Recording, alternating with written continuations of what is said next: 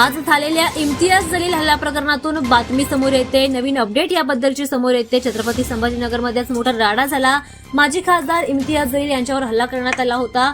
यानंतर आता एक महत्त्वाची अपडेट याबद्दल समोर येते। इम्तियाज जलील यांच्यावर हल्ला करण्यामागे कलीम कुरेशी या व्यक्तीचा हात असल्याचा आरोप करण्यात येतोय।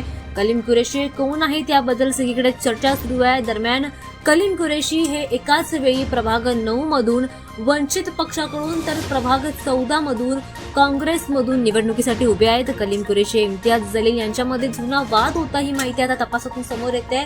त्यामुळे कलीम कुरेशीने MIMची साथ सोडून काँग्रेसमध्ये प्रवेश केल्याची देखील माहिती मिळाली आहे। दरम्यान कलीम कुरेशी छत्रपती संभाजीनगरमधील माजी नगरसेवक आहेत आणि मोठ्या प्रमाणात असलेल्या खाटीक समाजाचे ते नेतृत्व देखील करतात। याआधी ते MIM मध्ये होते आणि आता त्यांनी कलीम कुरेशी यांनी काँग्रेसमध्ये प्रवेश केला आहे। मात्र आज त्यांनी इम्तियाज जलील यांच्या एका प्रचारादरम्यान मोठ्या प्रमाणामध्ये त्यांच्या विरोधामध्ये घोषणाबाजी केली, काळे झेंडे दाखवत घोषणाबाजी केली, त्यांच्या कारचं मोठ्या प्रमाणात नुकसान केलं।